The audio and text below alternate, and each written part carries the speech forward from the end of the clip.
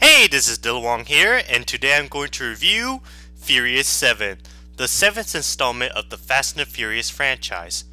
Now, I had a good time watching the Fast and the Furious movies. The first Fast and the Furious was great. The second one, Too Fast, Too Furious, was fun and entertaining. The third one, Tokyo Drift, was not bad, but not great. The fourth one was the weak of the series. The fifth one, Fast 5, was a big surprise and a great action movie. And the sixth one, Fast and the Furious 6, was my favorite of the entire Fast and the Furious series.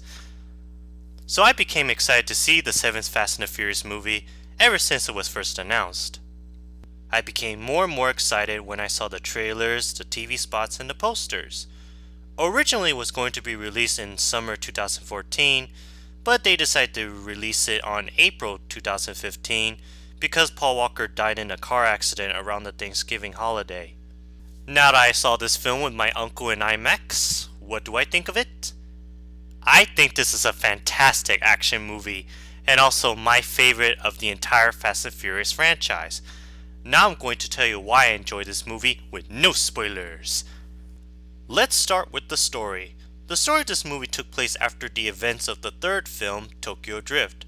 4, 5, and 6 took place between the second and the third. It starts off where the main characters are having a normal life. Dominik was trying hard to make his former girlfriend Letty to get her memories back, while Brian was spending time with his wife and their son. However, everything changed where they realized that one of their own teams was killed by Deckard Shaw, the brother of Owen Shaw from the last film, and also realized that they are being hunted down by him and his friends. So Dominik and his team had finally decided to team up together and fight Deckard and his friends. I felt that story of this film was too similar to The Expendables 2, where one of their own team was killed by the bad guy and decided to get revenge on the bad guy. I never really thought this story was that good, but it's an action movie. Usually those kind of action movies don't have a good story. Now moving on for the special effects and action scenes. The special effects in this film are wonderful. I really do enjoy the designs of the cars and the weapons. The landscape in the Middle East was very beautiful to look at.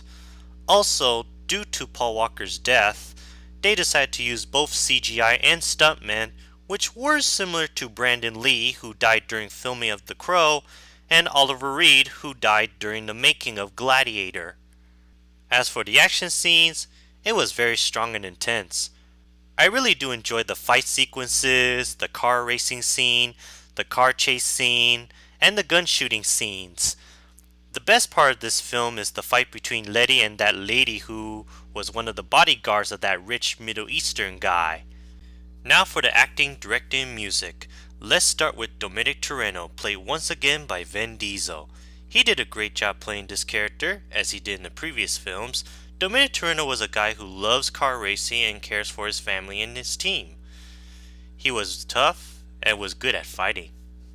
Now moving on to Brian O'Connor, played by Paul Walker. He did a wonderful job as always.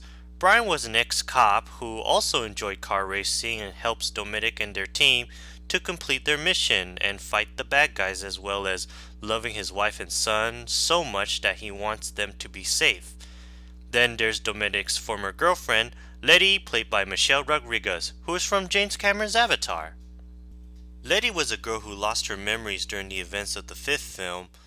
Before, Dominic thought she was dead, but found out that she's alive. Now she finally decided to team up with Dominic and the rest of the gang to take down the bad guys who wants to hunt them down. Brian's best friend, Roman Pierce, played by Tyrese Gibson, who was from the first 3 Transformers films, and Trey Parker, played by the rapper, Ludacris. Both are funny and smart characters.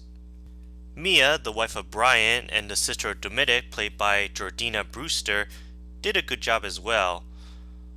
Luke Hobbs, played by Dwayne "The Rock" Johnson, did an amazing job, but he wasn't in this movie too much. Luke Hobbs is actually one of my favorite characters of this franchise. Now we are introduced to new characters.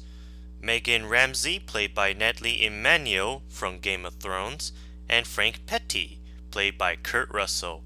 Both did a pretty good job playing those characters. Megan was like Trey, but was smarter. Frank was a guy who wanted to team up with Dominic and his team to take down the villains. Kurt Russell may be old, but he still got it. Now for the villain, Deckard Shaw, played by Jason Statham. His character Deckard was a very menacing guy who wanted revenge on Dominic and his team for defeating his brother Owen. Usually I always see Jason Statham play the good guy, but sometimes he can play the bad guy. Other villains like Mose, played by Djimon Hounsou, and Kit, played by Tony Jaa, both did a cool job. Well, much like Denzel Washington, Djimon Hounsou is good at playing both the good guy and the bad guy. James Wan, who was the director of horror films like the first Saw movie, Insidious, and The Conjuring, did a very nice job directing this film. He did a better job than Rob Cohen, John Singleton, and Justin Lin. Rob did good, John did okay, and Jason did decent with 3, not so great with 4, but later got better with 5 and 6. Last but not least, the music composed by Brian Tyler was very strong and action-packed to listen to. The songs in this film was very fun and catchy to listen to, especially my favorite one, Ride Out. Overall, I had a wonderful time seeing Furious 7. I enjoyed this film more than 1, 2, 3, 5, and 6. It's definitely better than 4. I don't know if there's ever going to be another Fast and the Furious movie. I think this should be the last one. Much like the first Transformers and Expendables 2, it was a fun and fantastic action film. If you're a fan of the Fast and the Furious movies, go see it. So I give this movie 4.5 out of 5 nuclear bombs. Oh, and one more thing before I go is that, sadly, this is Paul Walker's final film. I was so shocked to hear that he lost his life from a car accident, which reminds me of the actor James Dean, who died long before I was born. Paul was only 40 years old.